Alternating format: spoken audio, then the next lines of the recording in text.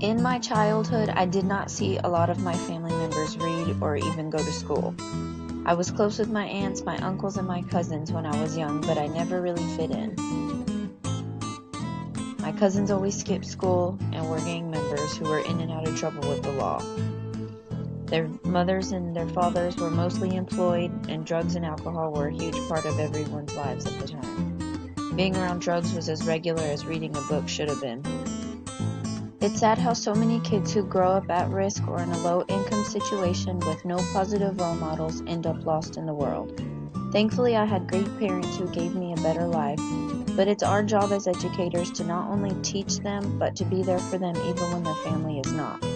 I feel it also gives insight to the child in class who has problems paying attention or showing behavioral issues. It's usually not their fault, and sometimes they just need a little compassion. The elementary school I went to was outstanding. I remember the teachers being so spectacular and looking up to them so much. If I would finish my work early, they would ask me if I could help anyone with questions, and I thought it was the coolest thing in the whole world.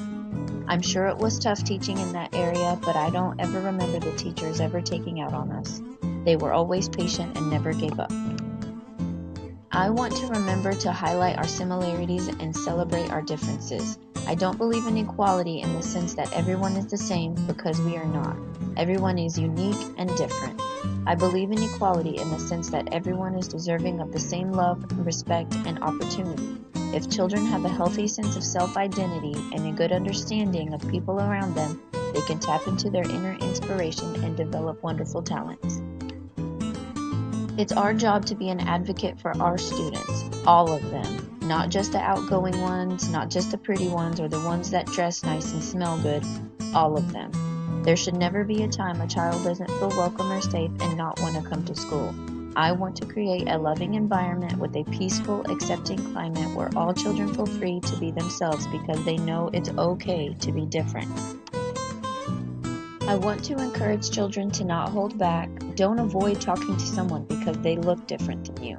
Talk to someone because they are different. You could be missing out on making a best friend and having great times together. I fell in love with music through travel with my family. In my opinion, music is closely connected to literacy, and listening to lyrics is also an experience just like reading a book. I believe music is helpful for language, socialization, and helping kids to discover who they are as little people. Music got me through so much as a child, and I think it's important for children to not forget to listen to music with an important message. If you can't find the words, listen to music and it will guide you. As a child, I wrote all the time when I felt happy, when I felt sad, or when I felt really sad, like when my dog Pepper died. It's such a special one-on-one experience, and it can be as personal as you want it to be. There are no limits, and no one can stop you and tell you it's not good enough. I will always encourage children to have free writing time to help encourage to find their inner voice and subconsciously work through their emotions through their pens and paper. January 21, 1998. Dear President Clinton, I think to make Texas a better state to live in is no guns, no broken bottles, and a clean state to be in. Did you know some people throw away glazed donuts in boxes and their torn up trash by the train 3 blocks away from my house? Your friend, Zoe Ordway. I don't ever recall reading for pleasure on my own, but I do remember loving reading together as a family. We would all cuddle up in my parents' bed and read books like Goosebumps or Where the Red Fern Grows. I would always look forward to reading with my family because time would stop and we would be together, enveloped in the book and sharing the same experience. I would like to emphasize to children the power behind words. They can be used for hate and cause damage. We should be mindful and thoughtful of what we write and remember to use it to inspire, create, and empower. I think that having books is something that we take for granted, and not many people realize that a lot of children don't have books at their house.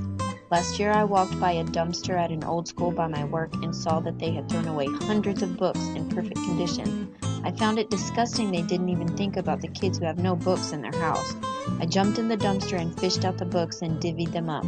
The people I work with thought I was crazy, but I'm not going to let a good book get lost forever.